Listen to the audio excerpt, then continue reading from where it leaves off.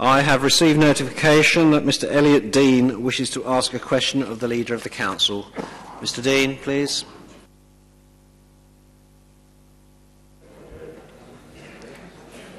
Thank you very much, Mr. Mayor.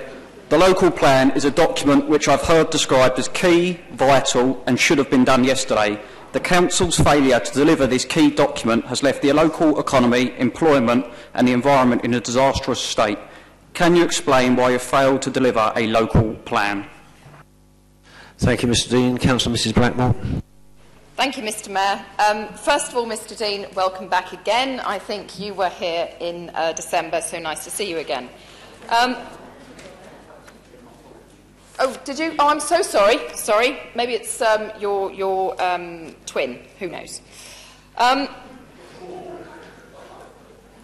For all those who have twins, I apologise. On a slightly more serious note, I think failed to deliver a local plan is not quite right. You may not be aware, but at the end of January, there were 3 meetings of the Planning, Transport and Development Scrutiny Committee. And they looked at 74 sites across the borough. Some of those have been out to consultation already, and some are due to go to a regulation consultation shortly. Then there were 2 Cabinet meetings, and Cabinet looked at the recommendations from scrutiny. We made a few changes, not many. Generally, we took their recommendations forward. Out of those sites, there are a number that will go to a Regulation 19 consultation, which is a technical consultation, later on this year. Of the new sites, they will go to a Regulation 18 consultation probably within the next couple of months. So to say we have failed to deliver a local plan is not quite right. We are well on the way. The only sadness I have is that the decision re the sites has been called in. By doing that, it delays the process. And for every day that we delay, it is my belief we have a developer's charter within this borough. So therefore, any will we have to protect the green areas is very hard to do the longer we delay. So I agree with you. The quicker we get on with it, it should have been done yesterday, the easier it will be for all of us. Thank you, Councillor Mrs. Blackmore. Councillor Mrs. Wilson. Well, the short answer is no, we don't have a local plan. I mean, that is self-evident. I can go back into past history and say we managed to deliver 2 previous local plans on time, and I can bitterly regret that we've allowed certain things to delay us, like the KIG issue. I think there are very good reasons why we felt things had to happen that way at the time, but undoubtedly it put a spanner in the works that has made a long delay. I regret that the leader chose at this forum to bring up the fact that we've called the housing allocations in, but as she has done so, I will explain why we have done so. And that is because in some of the decision notices there is inconsistency, complete inconsistency. And it is our view that that will make us lose the local plan when it goes to the inspector anyway. And the last thing we want is for that to happen. So the most important thing now, and I really think we should not keep going back over ground over and over again. We have to move forward. But the most important thing now is that we get it right. And from our side, at least, that is what we are attempting to do. Better get it right and have a call in than actually get it wrong and have inconsistency that then goes to the inspector and the local plan is found and deemed to be unsound. We want it to go through when it does get there and be approved. Thank you.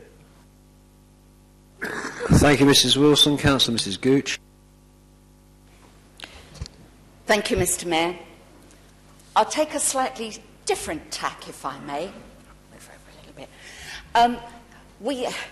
In days of yore, when the previous local plan was got together, agreed, that was back in 2000, And since then, we were happily building on brownfield sites right up until, I'll be corrected, 2009-10. And so, of course, we had the Kent International Gateway, which would have had a huge impact on us. So all the focus was on that, as my previous speaker has just said. So there wasn't really a strong enough political will to focus on a borough-wide local plan, until, of course, the government, the coalition government, decided to change the rule. Well, adapt the rules, shall we say, and they said, right, everybody's got to have an up-to-date local plan. We started off by having a general strategy, what we called the core strategy, and that was just areas of Maidstone where we thought we may or may not develop. Unfortunately, although it would have helped us meet the government's deadline for producing a local plan, it wasn't specific enough. It didn't give detailed sites, so it didn't keep developers happy. Sure as hell didn't give the residents happy, because they felt blighted. Is there going to be a development? Is there not? So we went down the path of being site-specific. And ever since then, we have had an awful lot of controversy, because balanced against a lot of people who want somewhere to live, we've got to balance that against those who are desperately clasping onto their green fields, their country lanes. Our roads aren't fit for purpose for such an influx of extra traffic. So you've got this huge balancing act. And that is what all the debates, all the meetings are about. And it's a process that's taking an awful long time. But we've got to go through this struggle. We will get through it. But I do regret, like all my colleagues, I'm sure, it's just taking such a long time. How easy it would be if we all agreed on everything. It could be done in a flash, couldn't it? Thank you, Mrs. Gooch. Mr. Powell. Sorry, Councillor Powell. So I'll answer to anything, Mayor. Yeah. Mr. Dean, welcome back. So you spend more time here than some of the councillors, don't you? Yeah. Anyway. So if I can just read the first line of this. It's the local plan is a document which I heard described as key, vital and should have been done yesterday. Interesting. Could I just change that slightly? The local plan is a document which I've heard described as key, vital and should be sustainable and consistent. And that is the very reason what is holding this plan up, because I don't believe that it's sustainable or consistent, and that was why I was one of the 3 signatures I've called this plan back in. Thank you, Councillor Powell. Councillor Mackay. I'll defer to Mr. Harper on this one, please. Thank you. Thank you very much for the question. I think the Labour group definitely want to see a local plan in place as fast as we can do. We've made that quite clear from, I think, the last meeting when I asked a question of the Leader of the Council precisely about this issue. We think that all groups in this chamber need to work together as a top priority for Maidstone to get the local plan so it can go out to consultation as fast as possible. The consultation, obviously, even if the documents don't have to be 100% word perfect, because after consultation it will come back and there's bound to be comments which will need to be reconsidered before the document is ultimately finalised and goes to the planning inspector. But I think I agree with what the Leader of the Council says, is that every day at the moment delayed leaves us open to developers.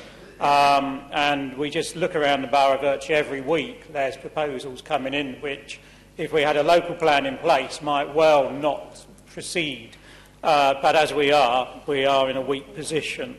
Unfortunately, the council has been let down by a lack of support, I think also from Kent County Council, in terms of delays with the transport modelling, which has not helped us at all and is a cause of delay. But I think it's unfortunate that the 2 main parties don't necessarily seem to see eye to eye over this, when some of the requirements of the local plan are as a result of some of the discussions made by the 2 parties in coalition at Westminster. Thank you very much indeed.